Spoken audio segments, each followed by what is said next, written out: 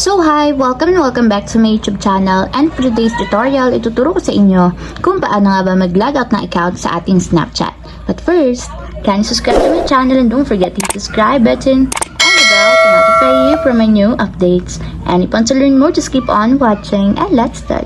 So ayan guys, for today's video, i-open lang natin ang ating Snapchat account or yung ating Snapchat app. And then, pagka-open guys, itap lang natin yung ating profile na nandito sa may upper left corner.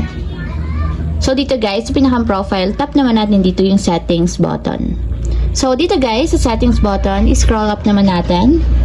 So, dalhin nyo siya guys hanggang dulo. And dito sa pinakang dulo, makikita nyo na dito yung log out. So, itatap lang natin yung log out. And then, may magpa-pop up na option. So, itatap lang natin ulit yung log out para ma-confirm. And ayan guys, automatic naka-logout na yung account natin sa Snapchat. So ayun lang guys, ganun lang kasimple. Sana nakatulong sa inyo. If you have a question, kindly comment down below and don't forget to hit the subscribe button and the bell to notify you for my new updates. And thank you for watching!